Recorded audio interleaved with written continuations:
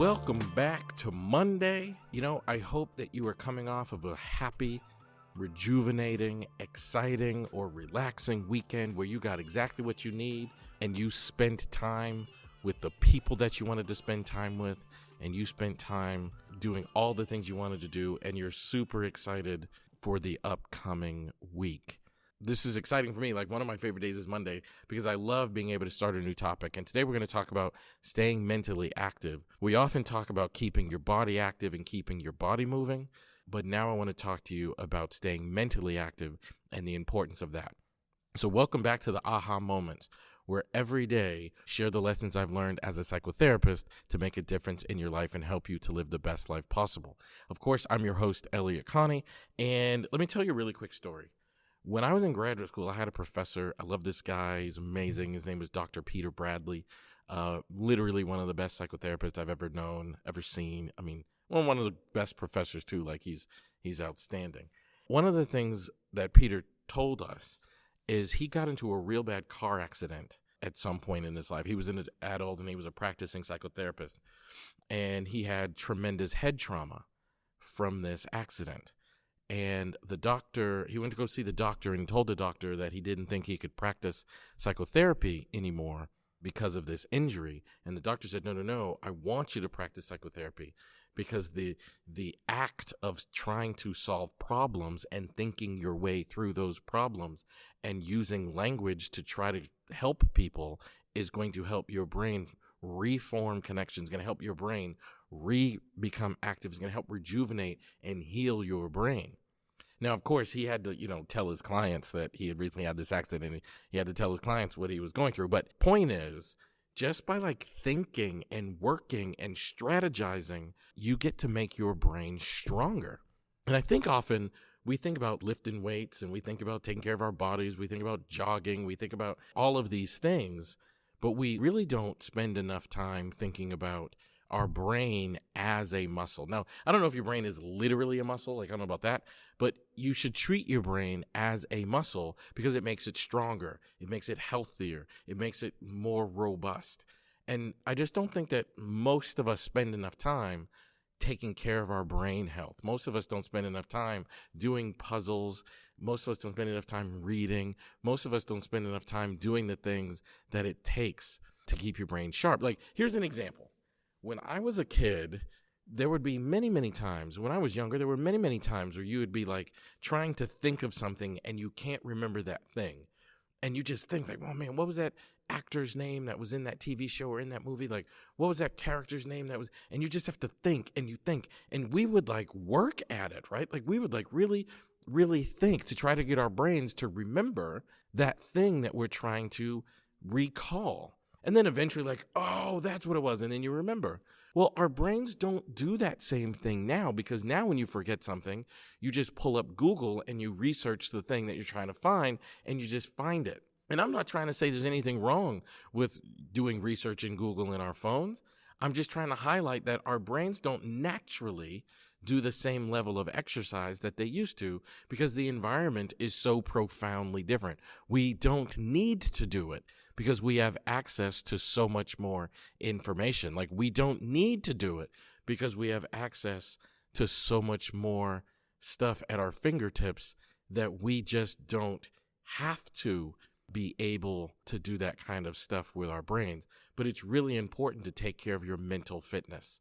It's really important to take care of your brain and treat it like a muscle so that it stays sharp and it keeps working. And there are health benefits. I'm trying to think how to say this, but there are health benefits from doing this too. There's a lot of research that says by doing this type of stuff, you stave off dementia and Alzheimer's and the natural decline of the human body as it ages. And I just want you guys to understand that taking care of your brain is just as important as taking care of your body. So what I want you to do is every single day this week, I want you to spend 10 minutes doing a brain activity, doing a puzzle, a word search, something that engages your brain and forces your brain to go into its problem-solving mode. I promise it'll benefit you. So thank you so much for being here today. I really appreciate you. Please hit that share button and share this podcast on your social media platforms. just so we can reach more people. I can't reach people without your help, and I really need your help. Even if you just share it with one person that you think would benefit from hearing this message today. And don't forget to become a subscriber. You can do that on Apple, Spotify, Simplecast, anywhere you enjoy listening to podcasts. And you can also become a VIP member by subscribing on Patreon. And then you'll get bonus episodes and also transcriptions from each and every episode. Thank you so much for being here, and I can't wait to see you tomorrow. On the topic of being mentally sharp and mentally active, I learned an incredibly valuable lesson during the COVID-19 shutdown. To be honest with you, it's a lesson I think a lot of people learn, but I'm going to highlight that lesson today on this podcast because I want you to really, really carry this lesson with you. So welcome back to the Aha Moments, where every day I share the lessons I've learned in my work as a psychotherapist and in my life to inspire you to live your very best life. Of course, I'm your host, Elliott Connie. This is really important. It is not uncommon that during the acuteness of a problem, we change our behavior. But once the acuteness of the problem goes away, the behavior doesn't change. Like if your doctor says, like, you have high cholesterol, and then the doctor convinces you, like, as a consequence of having high cholesterol, you're at risk of stroke, heart attack, death, whatever bad thing. You change your behavior for a period of time, but then after a while, you just go back to doing what you were doing as usual. And I think that's just kind of human nature. But today I want to share a lesson with you that I learned during the COVID-19 shutdown that I want to make sure we carry with us, because it's about mental activity and mental fitness and will help you. Now, we've been dealing with this pandemic, this COVID-19 situation, for almost 3 years now. But in the spring of 2020, we were dealing with it in a very different way, at least in most parts of the world, where we shut down and didn't go outside. I wasn't doing therapy. I wasn't giving any lectures. I mean, there were several months of just kind of staying at home. And I noticed that it wasn't really good for me. It triggered a depression. I spent so much of my time traveling and doing inspiring and things that invigorated me. And now here I am, sitting at home. I don't want to say doing nothing, but sitting at home doing much of nothing, not being super active, not engaged with people, not interacting with my loved ones because it was unsafe to interact with loved ones at that time. And then I remember I needed to go visit my mother. We had kind of an emergency. My mom reacted very, very badly to the death of George Floyd. And she called me talking about her sons and how much she missed her son. By the way, today is my mom's birthday. The day I'm recording this is my mom's birthday, so shout out to my mother. And I decided to drive to Chicago to go visit my mother. You couldn't really fly at the time, so I decided to get a car and drive up to Chicago. I have an aunt whom I'm very close with, and she decided to come with me. And on that drive probably about 16 hours or so, on that drive, my aunt and I just got into a really deep conversation. And it's something that we've done 10,000 times before, but now because it's coming on the back end of when I wasn't really being around people and I wasn't engaging in depth, invigorating, inspiring conversation, that now I'm appreciating it in a different way. At this point, hanging out with my aunt, I was appreciating this in-depth conversation and realizing it's mentally healthy to engage in these conversations. Over the 16 hours, we talked about tons of things. We talked about how the COVID crisis was impacting my business, and we talked about our certain things that happened in my childhood. She talked about things that happened in her childhood. We talked about family. We talked about politics. We talked about loads and loads of things. And by the time we got to Chicago, I didn't feel that kind of depression or that kind of mental haze that I'd been feeling due to the weeks that I'd been spending kind of shut down in my house. It just literally felt different because of being engaged in such an in-depth, invigorated conversation. And that's a lesson I don't want to lose. I don't want to take for granted how it triggers mental health to be engaged and connected to people that are meaningful to you in positive ways. These are lessons we have to hold on to. Because the acuteness of being shut down is no longer present. Most of us have resumed some level of connected life, even though COVID is still a health crisis that we're dealing with, but most of us, we're not like shut down anymore, like we want to and need to be connected. And I think it's important to honor that and remember that lesson and to value it. I certainly work hard to keep that on my mind, and I want you to as well. Your brains need that type of activity. So I want you to stay connected to people. I want you to stay connected to someone and intentionally go seek someone out to have an in-depth conversation and watch the benefit it is to your brain. So thanks for being here today. I really appreciate you guys taking the time to listen and work on this topic of mental fitness. Please help me spread this podcast by hitting that share button right there on the page that you're listening to, and share it on your social media platforms. Or even take the time to share it with at least one person that you think could benefit from hearing this message today. It would truly, legitimately mean the world to me. And don't forget to subscribe. You can do that anywhere you enjoy listening to podcasts. Apple, Spotify, Simplecast, wherever. That would be great. And you can also become a VIP listener by subscribing on Patreon, where you get bonus episodes each and every week, as well as transcriptions from each and every episode. Thanks so much for being here. Love you guys. See you tomorrow. Cognitive decline is a really big part of mental fitness, and something as we age we have to think about and take more seriously. So today I'm going to talk to you about cognitive decline, and I'm actually lucky enough to have a friend that I think is doing the best job ever at dealing with cognitive decline as he ages. And today I'm going to talk to you about this friend and what he does that I think is just remarkable. So welcome back to the Aha Moments, where every day I share the lessons I've learned in my work as a psychotherapist and in my life to inspire you to live your very best life. So listen, every now and then you meet someone that you're just like, there's like a bond, like a kinship bond level with that person. And for me, it's this man named Chris Iveson.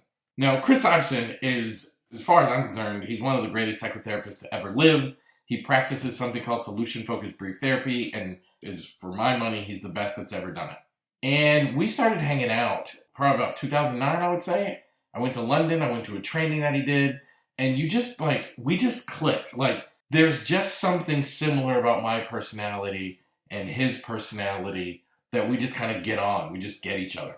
Now, he is 30 years older than me. Chris just turned 76 this past September. I'm going to turn 46 in a couple of weeks this November. But other than that, we're like very, very similar. Now, one of the things I notice about Chris is two things. He is very, very difficult to keep up with. And even though I'm 30 years younger than him, I have a hard time keeping up with his pace. Now, Chris lives in London and is a walker. Like, Chris walks everywhere.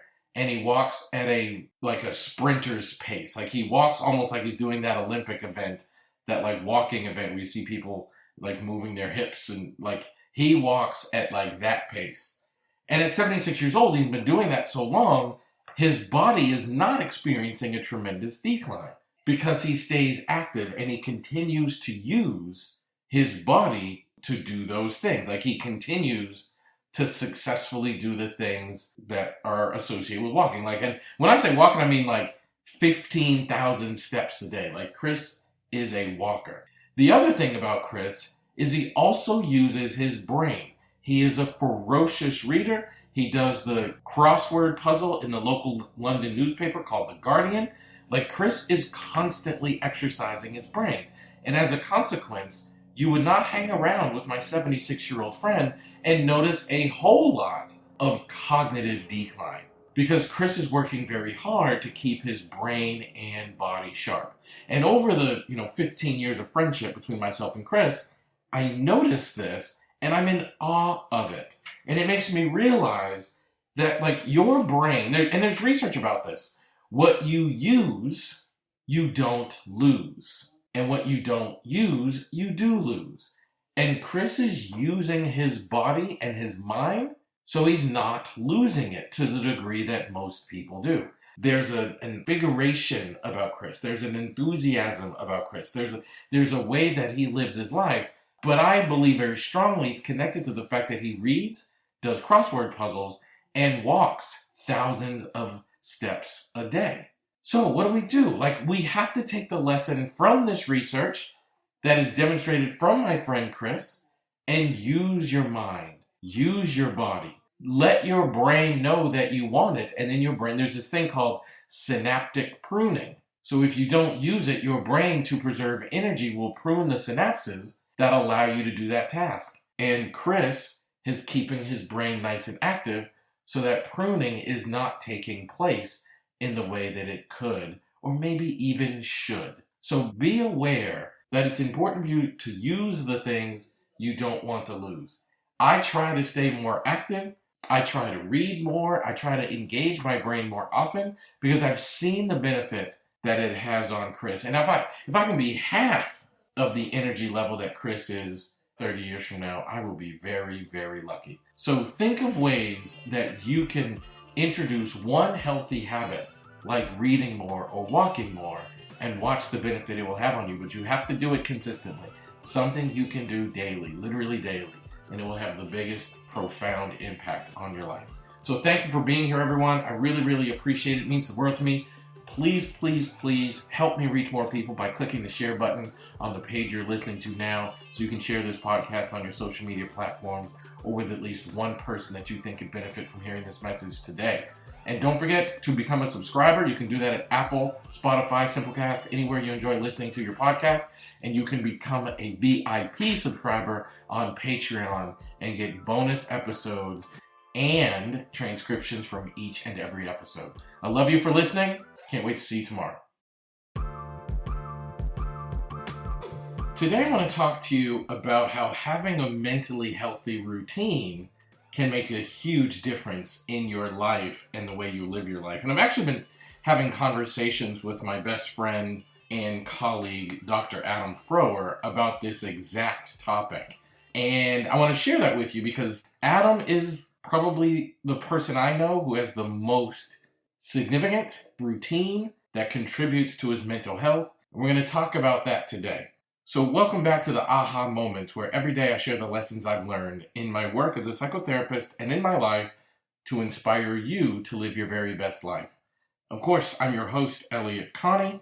So my buddy Adam, let me tell you about his routine. He wakes up at 4:30 every morning and he does an exercise routine. He runs on the treadmill and he does like a 20-minute video thing. It's a different video every day, like some series that he does, but he does it every morning. And then he takes a shower, has a bit of breakfast, and then he starts working. And he's usually working by like 6:30 a.m. or so. And he's highly productive. Like he starts just cranking out work, like research and writing articles. We're writing another book together. So he's just a super highly productive person. And then his kids wake up and he helps the kids off to school, and his wife wakes up and he helps her, do all the things that they do to run their household. He goes back downstairs into his office. His office is downstairs, does some more work, lunch break, more work. He's done at 5 o'clock on the dot every day. And then his kids are home. They have a family dinner. He hangs out with his family. He's in bed by 9. Like, it's a really strict, regimented routine. I could tell you where Adam is in his day and what he is doing like clockwork. But here's the thing. One of the big mistakes we make is we see someone like Adam who's so mentally healthy, so mentally happy, and we think, gosh, I want to be happy too. Maybe I should start waking up at 4:30 in the morning and exercising, and maybe I should adopt Adam's routine. But that actually won't work. In fact, it is sure to backfire. If I started waking up at 4:30 in the morning, I would go nuts. If I followed a routine as regimented as what Adam does, I would go insane. Like, it would literally drive me batty. So what's the key? The key is to create a routine that fits for your authentic self and honors who you are as a person. Because my routine can't be like Adam's. Like, number one, when I have too many things meticulously timed, like Adam runs his life almost down to the minute. But when I feel that way, it makes me feel claustrophobic. And it is not good for me or my mental health. It does not put me in a good space, and it is not something that I should be doing. But Adam should. Adam needs to do it. It helps Adam feel productive because that's good for him and his authentic self and who he is as a person. My routine is much different. In fact, it's almost the opposite. I am a huge night owl, and I am at my most productive between midnight and 4 a.m. Adam is at his most productive between 4:30 a.m. and probably about noon. We often joke, like sometimes when we travel together, we'll stay in an Airbnb and he will hear me going to bed as I hear him waking up. But because we're just opposite. And I would consider myself a mentally healthy person, and I have a routine that supports my mental health, and I have a routine that supports my personality. So try to resist the urge to see someone like Adam and think, ooh, I need to adopt their schedule. It's not true. You need to find the schedule that works for you and who you are as a person, and all of us are different. All of us experience life differently, so thus all of us need a routine that supports who we are and our personalities. And it's okay if they're different. Like one of the things that's beautiful about my friendship with Adam is our routines are very, very different. But mine works for me and his works for him. And neither one of us ask the other person to change. I am very happy for Adam to be happy. I feel very strongly Adam's very happy for me to be me and me to be who I am. And we don't ask the other person to change or over-negotiate who they are. You've got to be yourself if you're going to be healthy and happy, and part of being yourself is having a routine that supports that. So think about that and try to set up a routine that works for you. Try to set up a schedule that works for you. Try to set up a lifestyle that works for you. That's what I want you to work on today. That's what I want you to work on this week. Because if you can have a routine and a schedule that works for you, then you are very likely to have mental health and a strong kind of mental capacity about you. So thank you so much for being here. I hope this helps. Please hit that share button and share this podcast on your social media platforms, or even with one person that you think could benefit from hearing this message today. And don't forget to become a subscriber. You can do that anywhere you enjoy listening to your podcast. Apple, Spotify, Simplecast, any of those places. You can also become a VIP listener. You can do that at Patreon, and that'll give you access to bonus episodes each and every week, as well as transcriptions from each and every episode. I love you guys, man. Thanks for listening. See you tomorrow. So I'm going to say something today that I don't think I've ever said on this podcast before. Not like I'm keeping a secret or anything like that, but it just hasn't been relevant and isn't something I'm super proud of. But it's a part of me, but I'm going to say it today, which is I struggle with depression.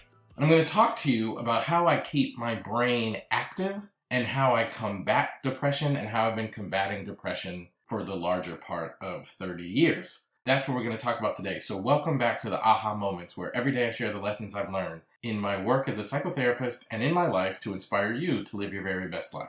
So look, I'm not embarrassed or ashamed of being someone who struggles with depression. It's a part of life, and it's a part of my life. And when you have the kind of childhood that I had, you don't escape scot-free. Like, you have scars, you have wounds, and you have things that you carry with you. And the thing that I carry with me is depression. Now, if you've been following me for a while, you've heard me say that I've struggled with suicidal thoughts for a really long time. And I think that was the apex of my mental health struggles. That was like the apex of the issues that were plaguing me during a really, really difficult time in my life. To put it bluntly, to put it plainly, it was hard. But I learned something. Like, I remember being really, really depressed, and I was sitting in my room, my college dorm room, and there was a movie out. I don't remember what the movie was, but it was a movie that, like, everyone wanted to see. You guys know, like, when that movie comes out, like, right now, it's like the Marvel movies. Like, the movie comes out and, like, everybody wants to go see it. But back then, there was no streaming, so, like, you had to go to the theater and watch the movie. So all my friends came to my dorm room, and they were like, we want to go see this movie, you know, starring this really big actor. And one of the horrible things about depression is it takes away your desire to do things that you would normally have wanted to do. So I said no. Because somehow sitting in my dorm room by myself, laying on the bed staring at the ceiling, sounded like a better idea than whatever it was that my friends were going to go do. They're going to, like, go to a movie and then hang out in downtown the way we used to. That's what we used to do. We used to go watch a movie, and we'd come out of the movie, we'd hang out in downtown Fort Worth, Fort Worth, Texas, which is where my college was. And I didn't go. And I sat in my dorm room and felt worse. And I remember laying in my room and kind of logically realizing how stupid of a choice that was. I remember laying in my room thinking, this makes no sense. If I know going to see the movie would be good for me, put me in a good mood, then I should have said yes. I should have jumped at the opportunity to go to this movie and watch it. But instead, I chose to sit in my dorm room and ended up feeling worse. And I gave in to the lethargic nature of depression. Like, the thing about depression is it wants to feed itself. It wants you to do activities that are good for the depression, but not good for your brain. I made myself a promise that I was going to make decisions based upon logic. And I know this might sound crazy, but I literally told myself, if someone invites me to do something that I think is good for me, I'm going to do it. Whether I want to do it or not needs to be irrelevant. Because if you listen to the depression, you're not going to want to do it. So I need to do it because it's a good, right thing to do. So I did. And to this day, I have a habit of doing things that I know I will enjoy. Doing things that I know are good for me. Being active, being social, engaging in hobbies, engaging in things that I think would be fun. And that has, to a large degree, cured the depression. Because if I continue to do things that keep my brain engaged with people that I care about, I surround myself with positive energy and caring people, it'll be good for me. Like just yesterday, I have a really good friend named Bill O'Hanlon. Just yesterday, I hadn't talked to Bill for a while. I called Bill, and I got off the phone feeling better. I mean, I wasn't super troubled when I called him, but he's just somebody that I care about and somebody that I know cares about me. And when I got off the phone, I felt better. I just felt better. And you have to do things like that to keep your brain engaged in a positive world. If you don't do things to keep your brain engaged in a positive world, it'll default to being engaged in a negative world. So try to develop habits that are good for you mentally. Whether you want to do them or not is irrelevant. So that's my challenge for you, is to find meaningful mental activities that you can participate in. Ask a friend to join you in, and do by habit, not by desire, and I promise it will enrich your life. So thank you so much for being here today. Thank you for spending this week with me. I really appreciate it. Please click that share button and share this podcast on your social media platforms, or even with one person that you think could benefit from hearing this message today.